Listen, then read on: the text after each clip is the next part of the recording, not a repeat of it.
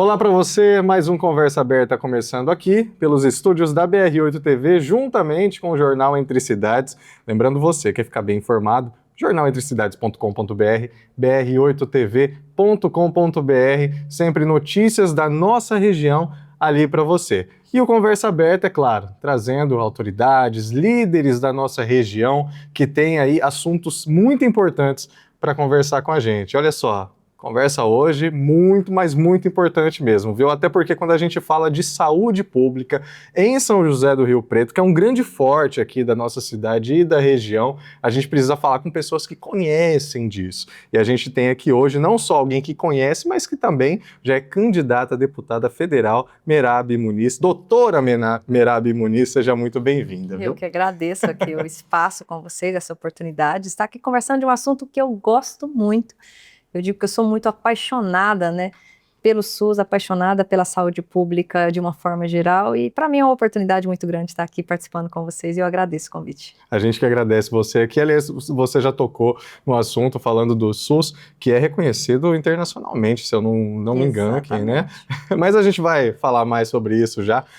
Conversa Aberta é um momento aqui para você expor as suas ideias, expor tudo que você tem para falar sobre gestão de saúde pública, porque a gente precisa disso, né? A gente tem aí pessoas que precisam tanto entender, né, a respeito disso, quanto saber qual que é o futuro da saúde pública na nossa região, também nas outras regiões e no Brasil. Mas eu quero começar com o seguinte: vamos falar da sua carreira, antes de falar de gestão pública, falar onde que surgiu o sonho de trabalhar com a saúde. Eu venho de uma cidade pequena, eu venho de uma cidade de interior, e ali desde da minha infância eu já sempre tive esse foco pela medicina. E aí só que eu era bolsista, na verdade eu fui estudante de escola pública a vida inteira, então para se conseguir, né, entrar em medicina é um tanto pesado, os vestibulares e tudo mais naquele período. E eu fui uma bolsista, consegui, mesmo sem ter feito cursinho, consegui entrar aqui em Fernandópolis, né? E fui bolsista através do ProUni.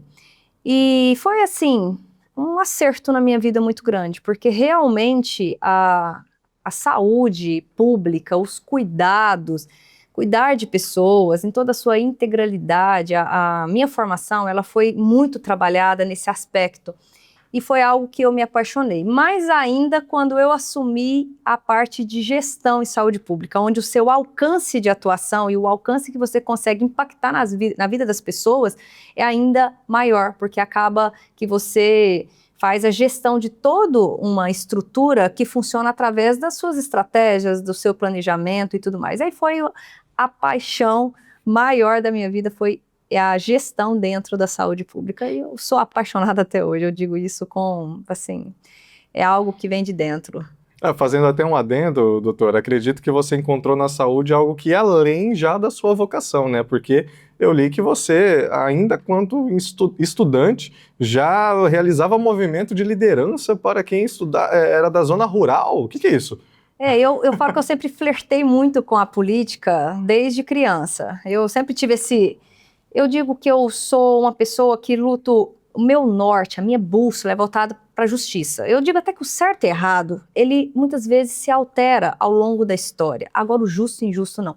Então eu sempre tive uma bússola muito voltada para isso. E quando eu me deparava com situações injustas, eu não aguentava ficar parada. E isso vem desde a minha infância. Eu devia ter o quê? Uns 9 anos. A escola, o prefeito na época da minha cidadezinha pequena de 10 mil habitantes, ele foi lá e alterou o horário das crianças rurais e virou um transtorno na vida deles.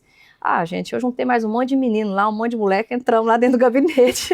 Vamos converter esse transtorno aqui agora. Revertemos, bem, olha, juntei uma galerinha lá, um monte de menino da minha sala lá, eu devia ter uns 9, no máximo 10 anos, juntamos lá e fomos lá, o prefeito recebeu a gente. Olha só! E a gente conseguiu reverter essa situação.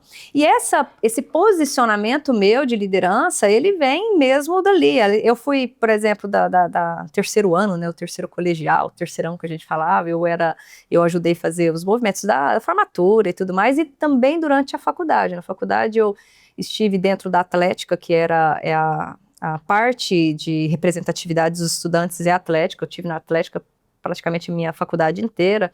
eu fiz parte de vários simpósios, de várias coordenações ali dentro. E foi através disso, desse envolvimento já na representatividade dos estudantes, porque, por exemplo, eu fiz um manifesto contra a faculdade na época, porque nós vínhamos de uma faculdade, eu era bolsista, mas os meus outros colegas tudo pagavam mensalidades altíssimas e não tinha ar-condicionado, gente. E Fernandópolis é uma cidade, nós chamávamos de Infernandópolis, que era muito quente, muito quente, né? É uma cidade igual aqui. E aquele calor terrível e as mensalidades extremamente altas. Então eu até... No último ano que eles colocaram, no meu último ano, eu briguei 3 anos seguidos, mas no último ano a gente conseguiu. Porque vamos esperar ela sair. Não, é porque tinha toda a parte elétrica para mudar. Aí eles falaram assim, olha, nós... Aí eu fiz eles gastar muito dinheiro. Você tocou fundo mesmo, né? Aí eu lembro que no 5º ano, no 6º ano, nós íamos para fora, fazia um internato fora. Aí eles puseram o ar-condicionado. Eu falei, gente, vocês me agradeçam. Nós pegamos um ventilador, fomos para a entrada da faculdade lutar por esses interesses que era do coletivo dos estudantes e dos professores. Ainda falava, gente, nossos professores transpiram.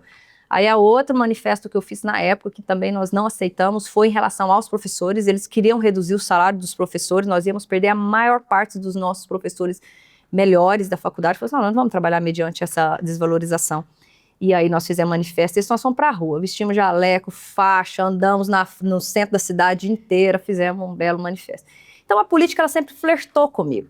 E exatamente por esses movimentos meus de liderança estudantil, quando eu vim para Rio Preto, um dos meus professores era o Dr. Baitello, que ele era diretor, né? Na verdade, ele era, antes de ser secretário, ele era subsecretário, né? Vamos dizer, o segundo ali abaixo do secretário, e depois ele virou secretário. Então, nesse período, ele me chamou para coordenar as UPAs. Na verdade, eu comecei pela menorzinha, que era o Santo Antônio, e dali eu fui para Norte, dali eu fui para Jaguaré, e aí depois eu assumi a coordenação de todas as UPAs, e assim, quando eu entrei aqui, eu tinha 27 anos. Nossa, e era difícil, uns velhão lá, uns médicos velhão, tipo, eu lembro que um virou para mim e falou assim, quando eu chamei a atenção dele de uma situação inadequada, ele virou para mim e falou assim, olha, quando você nasceu, eu já tinha terminado minha 2ª residência. Falei, se o senhor estava errado, e continuou errado do mesmo jeito, não ficou certo?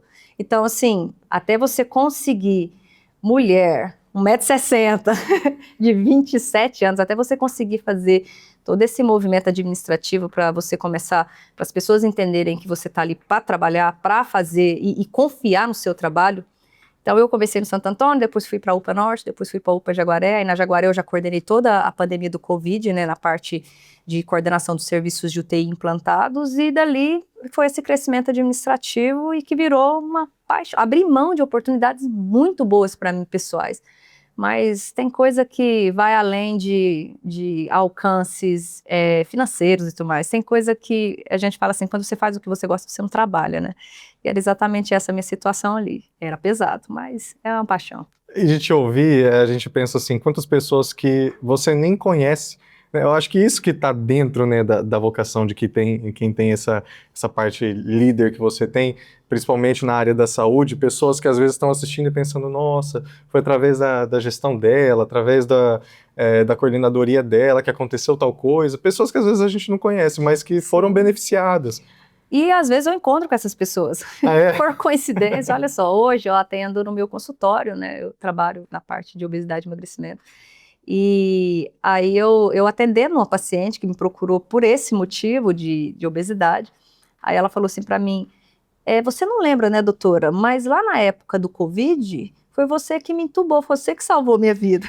Tipo, anos depois, como foram vários, né, assim, foi aquela zona de guerra, né, eu não me lembraria nunca. E ela, não, eu lembro, foi você que cuidou de mim lá dentro do serviço. Porque eu nunca abri mão, eu sempre tive na parte, tipo, assim que eu entrei em Rio Preto, logo eu assumi parte administrativa, mas eu nunca deixei de ir para a ponta e atender o paciente, e entender as dores do paciente, e estar ali como se diz, né, o chão de fábrica, digamos assim, das UPAs, eu nunca Sim. deixei de estar lá. Então, eu sempre fui, além de gestora, e além da coordenação das UPAs, eu sempre estive lá como plantonista, que eu amo sala vermelha, eu sempre estive lá como emergencista. Então, porque eu nunca quis perder assistência mesmo, aquele negócio de colocar a mão mesmo no paciente, de auscultar, de examinar o abdômen, de ver o paciente. Eu nunca perdi isso, porque eu sempre, não precisava, porque nas minhas funções administrativas, tipo, já tinha hora demais de trabalho, mas eu sempre fiz questão de manter essa assistência mesmo do paciente, que eu não consegui abrir mão e não abro mão até hoje. Hoje, nessa situação, eu vou lá e dou um jeitinho de tirar uma hora para eu ir Sempre lá. encontra um tempinho para isso. É porque eu amo demais a urgência e emergência. Eu amo atender o paciente na condição da sala vermelha, entendeu? Que é aquele paciente grave. Eu sempre quis estar ali, então eu nunca abri mão e nunca vou abrir. Vou estar sempre ali com o pezinho.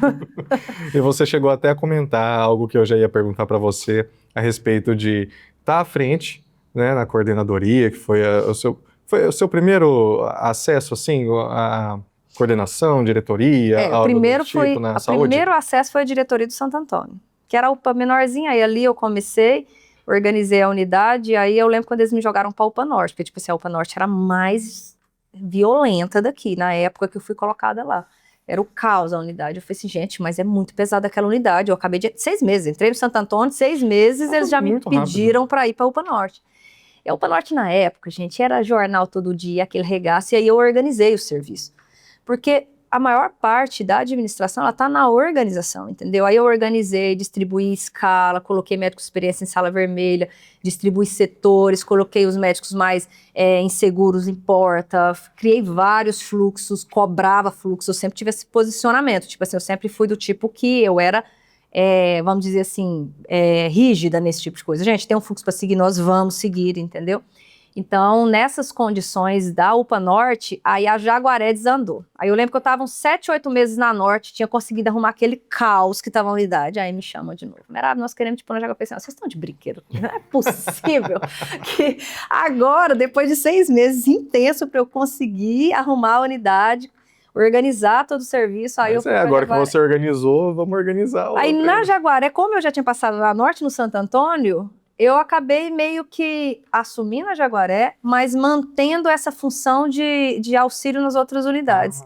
Então, dali para eu virar coordenadora de todas, só faltou a Tangará. Na sequência, eu já assumi a Tangará e a Viratoninho, e aí eu coordenava todas essas UPAs, toda essa parte de fluxos administrativo, de médico, coordenação de escala, os setores. Então, aí eu já assumi todas essas 5 unidades num contexto geral.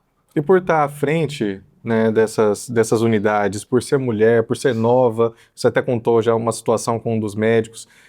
Qual que foi essa batalha que você enfrentou? Ou foi algo tranquilo para você? Acho que foi algo natural. As pessoas até falam assim, não sei como que você aguenta. E para mim aquilo era o que eu nasci para fazer. Eu sempre me pautei nisso. Eu lembro que eu fui criando outros gestores, né? Eu falo que a função de um gestor é criar outros gestores. Ele tem que criar, porque senão ele não consegue resolver. E no que eu ia criando, né, eu lembro que teve uma diretora que falou assim, Marabi, mas como que eu vou saber? Eu falei assim, pega a sua bússola e joga na justiça. Quando acontecer uma situação, olha se é justo. Às vezes, o justo vai estar errado, mas vá pelo justo, entendeu? Vá pelo justo. Então, eu sempre, como eu fui coordenando, eu fui tendo que criar os outros diretores, aí eu fui criando fluxos. Então, eu criei chefe de setor, eu criei os coordenadores de fluxos. Então, eu fui treinando esses médicos, eu pegava os médicos mais recém-formados, os médicos mais inexperientes e trazia eles ia identificando, cada um na sua capacidade. Uns era bom para emergência, outros era bom para enfermaria, outros era bom na porta mesmo, atendendo o paciente, outros já eram gestores. Então eu ia identificando, ia treinando esses médicos e fazendo uma estrutura administrativa nas unidades. E isso foi durante todo o período, até que começou a pandemia do Covid, aí que o negócio pegou mesmo. Aí sim nós tivemos, eu falo que a pandemia ela foi uma escola para nós.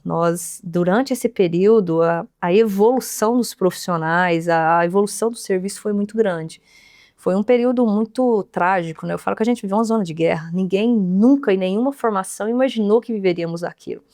E ali nós vivemos o intenso, inclusive, da administração. Porque acabou que eu coordenava todos os leitos de vaga, sobrou para mim. Então, assim, todos os pacientes distribuídos na cidade, quem coordenava esses leitos, caía na minha responsabilidade. Eu lembro que eu cheguei a viver a situação onde eu tinha 6 pacientes e um único respirador, e os 6 pacientes precisando do respirador. Aí aquela situação de você avaliar nível de gravidade, nível de prognóstico, nível de tudo que envolve o ser, entendeu? Muito além da medicina pura.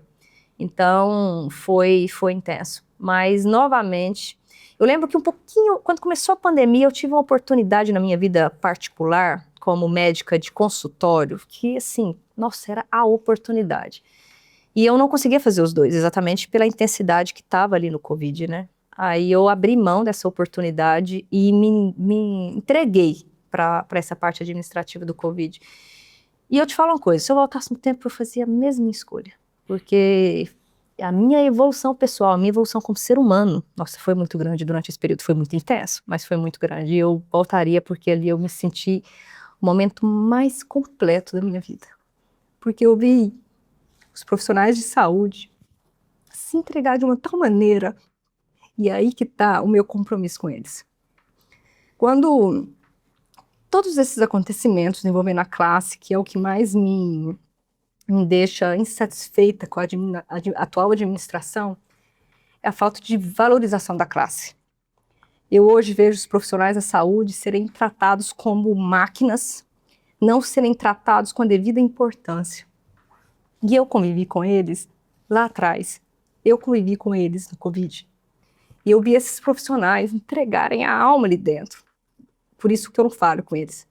Por isso que no começo da administração do coronel, quando ele optou por, ao invés de aceitar os erros administrativos dele, ele atacou os profissionais. Nesse momento eu tomei a postura de ser oposição dele. As pessoas estão me perguntando assim, Marabi, quando foi que você rompeu com o coronel? Eu falo, no dia que ele quis jogar nas costas dos profissionais da saúde a culpa da ingerência administrativa dele. Nesse dia eu rompi com ele porque o meu compromisso com a classe de profissionais de saúde, ele foi feito numa zona de guerra. Ele foi feito em trincheira.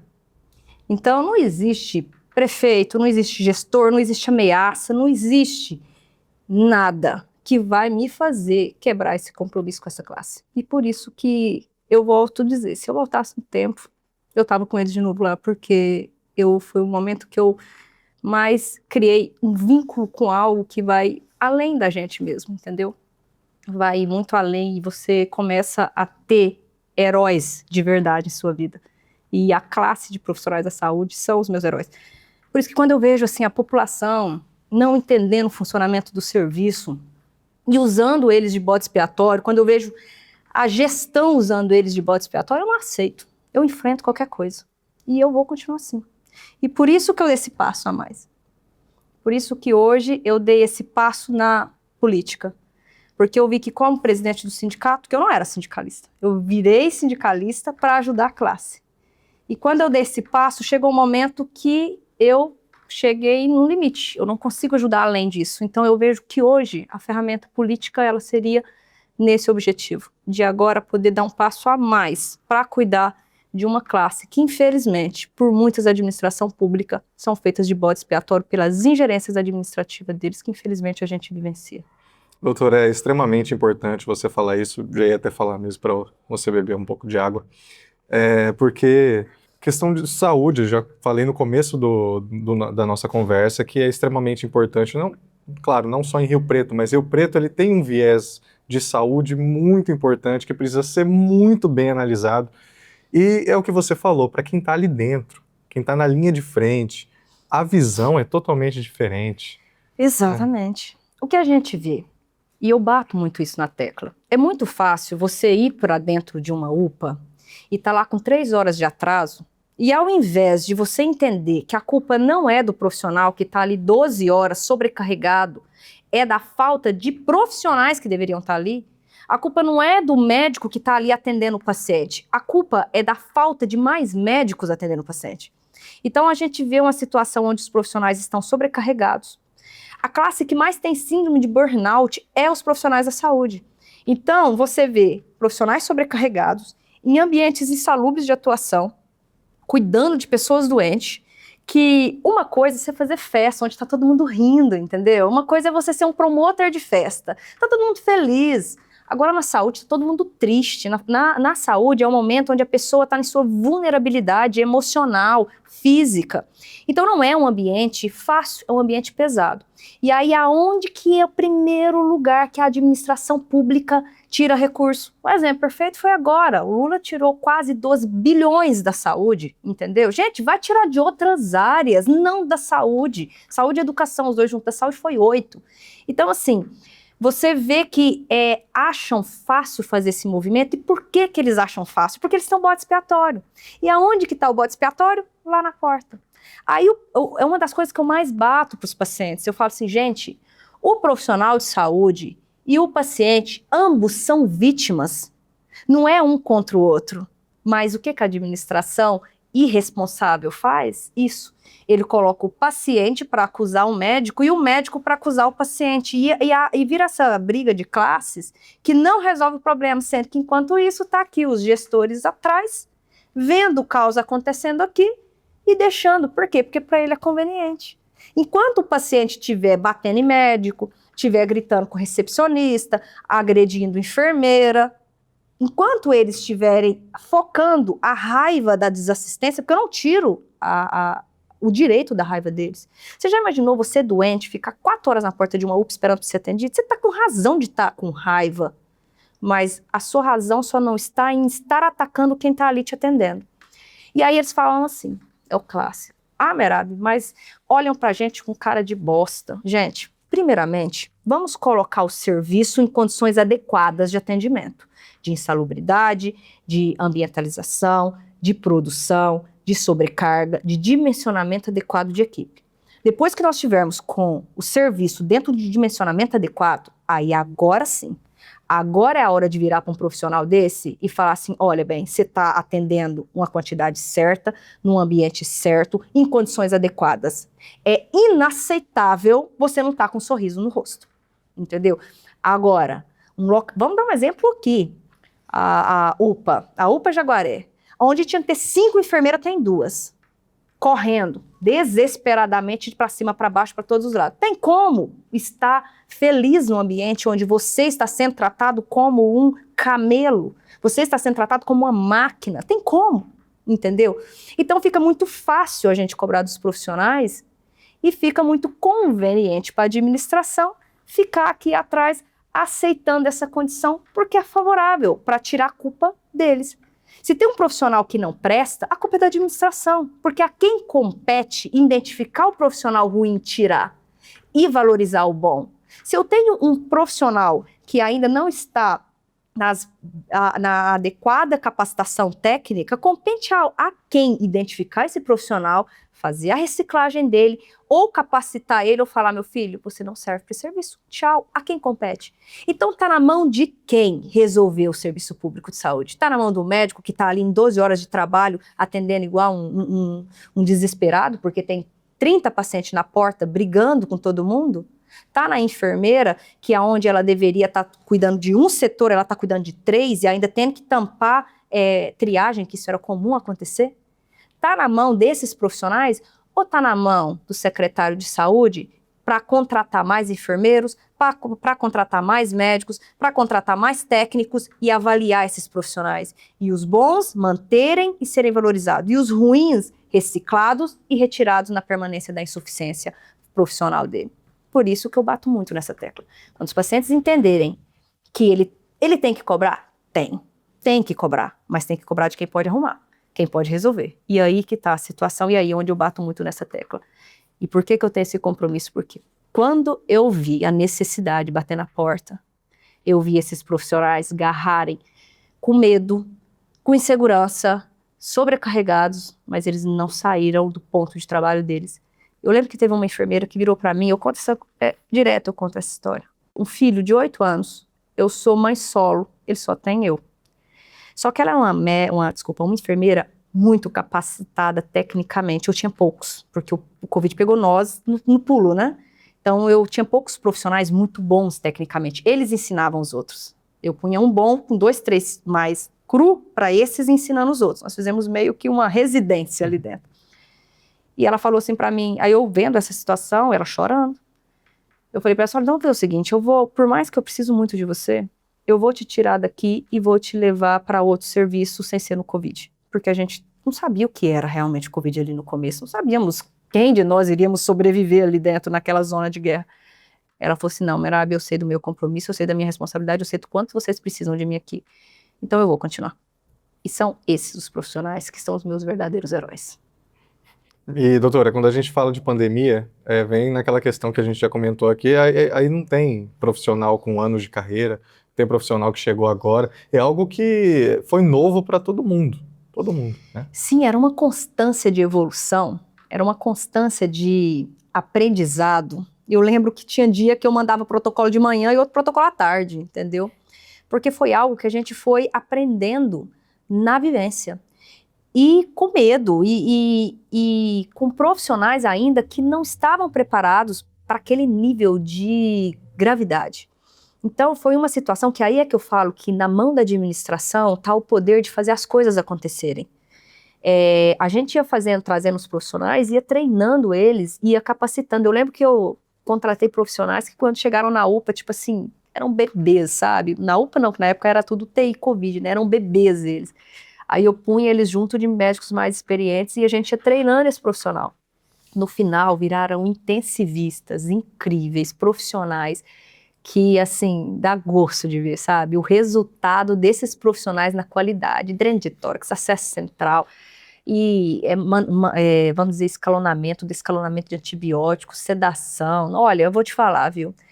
Existe uma herança positiva do Covid, de tantas negativas que nós ficamos. A evolução dos profissionais e a evolução do serviço em si em relação à estrutura física. Hoje, cada leito das UPAs tem respirador, bomba de difusão, aspirador, tudo, entendeu?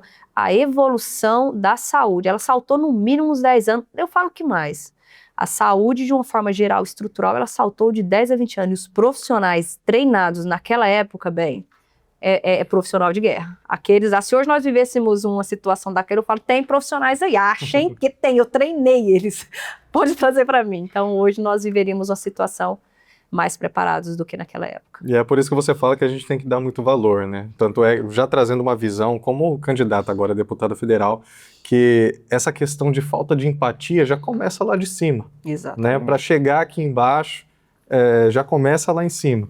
Então, passa aí para a gente um pouco da sua visão de gestão. Pode focar mais na questão de saúde, que é onde você tem uma atuação, né, já anos de carreira, uma visão mais concreta, mas tenho certeza que, como líder em todas as áreas, você pode estar trazendo uma visão maior aí para a gente de várias coisas. Não, sem sombra de dúvida. Eu sou aquela pessoa que se concentrou em pautas as quais eu tenho vivência e as quais eu tenho capacidade de conhecimento, porque eu tenho muita experiência nelas, né? Eu sempre digo que as minhas principais pautas é a pauta da saúde, porque nós precisamos, a saúde é uma das estruturas principais da sociedade. É uma das frases comuns da saúde que o resto a gente corre atrás, entendeu? Então, quando a gente vê ela sendo sucateada, quando a gente vê um serviço, gente, o que você falou, o SUS é copiado internacionalmente, o Canadá copiou o SUS. Então, assim, você vê que nós temos um serviço digno de nota mundial, nós temos o serviço mais completo do mundo, a estrutura do SUS. Precisa de mudanças? Precisa, tem várias. Inclusive, é uma das primeiras coisas que eu quero fazer é começar a pontuar uma vez ali, para que a gente possa melhorar ainda mais, reestruturar o SUS em vários aspectos, adaptar ele para a nossa realidade hoje, porque o SUS de 1989, ele não pode ser o SUS de agora. Vamos começar pela tabela SUS. Tem como você deixar a tabela desvalorizada? Você pensa, nossa tabela SUS, ela está desde 1992. O que era o valor do real em 92? O que é o valor hoje? Entendeu? Então, assim, por isso que os nossos hospitais, aqui em São Paulo, a gente ainda tem uma estrutura administrativa que mudou um pouco isso, né, graças ao movimento aí, a estratégia do nosso governador Tarcísio, ele criou a tabela SUS paulista, então ele deu uma reorganizada, porque assim, gente, nossas instituições de caridade, desculpa, sem fins lucrativos, nossas OSC, estava tudo com a corda no pescoço, por causa exatamente desse sucateamento. Então, nós precisamos reestruturar o SUS, nós precisamos informatizar melhor o SUS, precisamos, gente, para ontem, de um prontuário universal. O paciente que passar aqui tem que ser o mesmo prontuário porque ele passar lá em São Paulo, porque a gente fica repetindo exame, isso é caro. O paciente faz uma tomografia aqui, 6 meses ele muda para São Paulo, repete outra lá, é um exame caro, ressonância. Então, assim, a gente se perde muitos valores dentro do SUS por falta de administração. Então, precisamos de várias estratégias administrativas que vai reduzir o valor do SUS, porque está muito caro. Os municípios são todos enforcados em custos. Então, são várias estratégias administrativas e uma reestruturação do SUS, tornando ele mais para o ano de 2026, gente, nós não somos de 89 mais. Além disso, bato e repito, o profissional valorizado, capacitado, o que nós vemos hoje? Uma proliferação de profissionais sem qualidade, porque abrem faculdades, a formação médica está uma vergonha. Proliferaram faculdades de medicina sem as mínimas condições de formar os nossos profissionais. Esse profissional, ele é caro para o serviço, porque é um profissional que não foi preparado para atender da forma efetiva. Ele tem dificuldade em dar diagnóstico. Aí, para isso, ele pede um monte de exame, que se ele fizesse um exame físico bem feito, o diagnóstico já estava ali. Vou dar um exemplo clássico disso. Aquela situação lá do paciente, do apendicite do paciente que foi divulgado aqui. Gente, apendicite é um exame físico. Se você souber fazer um exame físico bem feito, você já dá um diagnóstico, entendeu? Precisa de um monte de exame? Não precisa. Então, nós estamos vendo uma capacitação médica em decadência frente às estruturas e às estratégias utilizadas. Por quê? Porque nós não estamos dando a devida valorização aos nossos profissionais, tanto na sua formação, quanto na sua manutenção, na sua capacitação, na sua reciclagem. Por quê? O profissional que está trabalhando em boas condições, ele traz recurso para o serviço em economia. Fora isso, vamos para os atestados. Nós estamos com um índice de atestado atualmente absurdamente elevado. Isso é caro para a manutenção do serviço. Por quê? Pacientes com síndrome de burnout, profissionais da saúde com síndrome de burnout, com atestado por transtorno de ansiedade, por depressão e tudo mais. Isso é caro. Então, não adianta a gente querer resolver o restante, a ponta do iceberg, sem começar a entender tudo que está ali embaixo. E tudo que está ali embaixo é a reestruturação do SUS e a valorização dos nossos profissionais. Tem uma raiz para tudo isso, né, doutora? Exato. A ponta do iceberg é o que todo mundo vê, né? Mas tem uma raiz para todos os problemas, onde entra a sua visão analítica. Exatamente, uma visão administrativa e estrutural. E aí a gente vai para onde está o principal problema. Quando a gente avalia dentro do nosso Congresso as representatividades, a gente vê, vou dar um exemplo, advogados, 25% do Congresso é advogados. Então, eles discutem leis e estrutura da profissão constantemente. Médicos, na verdade, médicos não. Profissionais da saúde, envolvendo todos, 4%. Então, quando um governante faz alterações com prejuízo dentro da nossa saúde, tem poucos representantes que falam assim, ô filho, por favor, né? Aqui não. Então falta a nós representantes que defendam a saúde, que defendam o SUS, que defendam a assistência. Isso eu levo, além do SUS, também a assistência suplementar. Nós estamos vendo uma tragédia dentro da assistência suplementar também, que tá uma vergonha, entendeu? Os planos de saúde com umas condições de glosa, tirando o paciente da noite pro dia de dentro do próprio plano.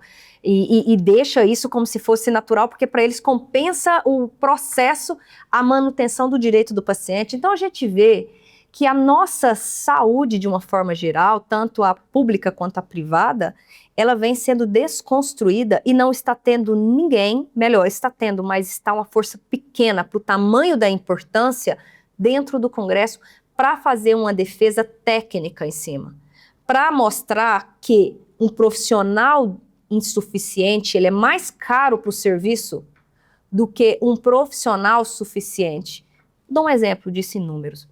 Se eu pego um paciente hipertenso lá na atenção básica, no médico do postinho bem capacitado, um bom profissional bem remunerado, adequadamente capacitado, constantemente reciclado para que ele possa ter toda a sua atualização profissional, esse paciente trata um paciente hipertenso, captopril e todos os demais medicamentos associados, é barato. Um comprimido de captopril, com custa 25 centavos. Esse paciente mal assistido, mal atendido, mal valorizado, e nessa constância de troca, porque o que acontece com locais que têm pouca valorização do profissional é uma constância de troca, a rotatividade é altíssima desses profissionais. Esse paciente mal tratado, ele é um paciente infartado. E esse paciente infartado, que antes custaria 25 centavos no comprimido de captopril, hoje ele custa 22 mil, que é um cateterismo, mais 10 dias de internação dentro de um UTI a 2, 3 mil reais a mensalidade. E ainda vem pior. Esse paciente infartado, com 50 anos, porque não foi atendido da forma correta, esse paciente é aquele que aposenta. Ele ainda ia trabalhar ali 45 anos, ia trabalhar alguns anos, ia ser um ativo financeiro para o Estado, agora ele é um peso para o Estado, porque ele aposenta, entendeu? Isso por quê? Profissionais mal capacitados. Então, quando a gente pensa assim, não, o que vai resolver a medicina do Brasil é essa formação de médicos sem capacidade, solta médico no mercado para que a oferta e a procura briguem entre si, jogue o valor lá embaixo, independente da qualidade médica. Isso é um tiro no pé. Nós estamos fazendo o serviço público ficar caro devido à péssima qualidade de formação médica.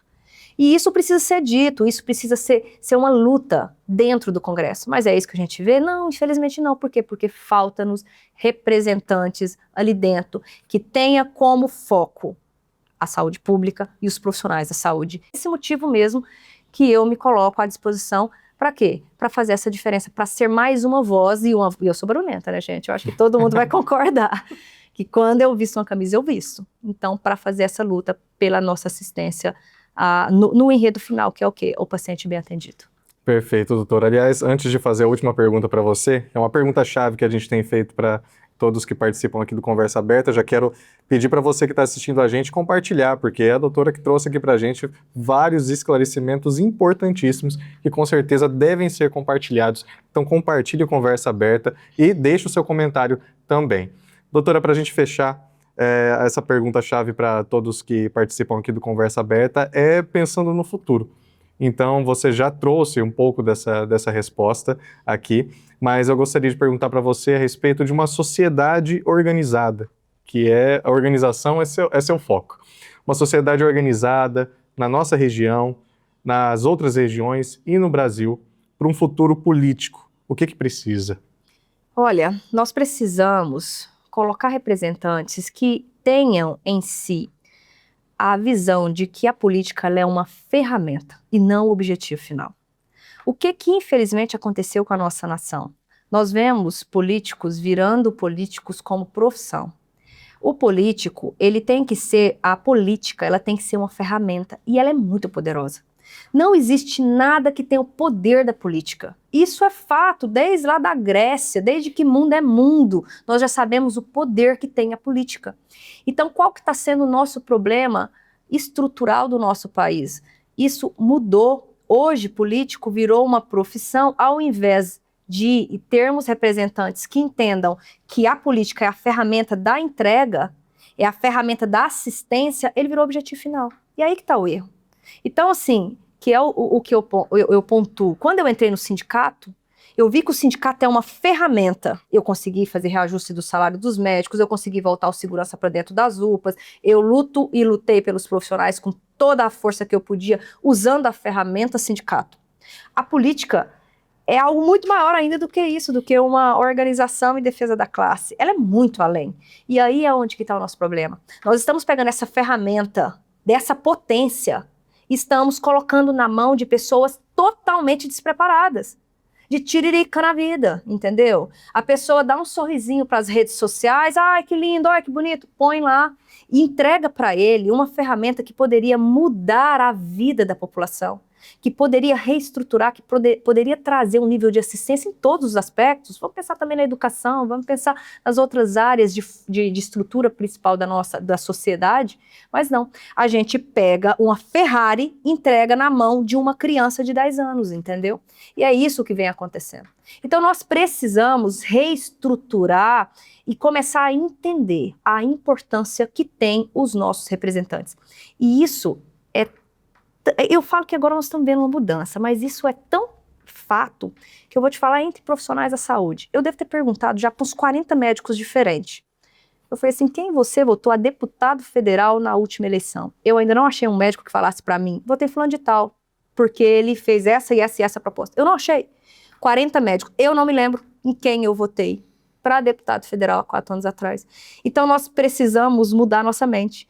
Nós precisamos escolher os nossos candidatos com um pouco mais de ênfase, entendendo que a nossa vida, que a nossa consequência de sociedade está na ferramenta mais forte que temos, que é a política, e colocar pessoas preparadas para estar à frente representando a nossa nação em todas as suas áreas de atuação. Perfeito, doutora. Muito obrigado, viu? Obrigado pela sua presença aqui no Conversa Aberta, por esses esclarecimentos tão importantes aqui para Rio Preto, para nossa região, para todos que estão nos assistindo.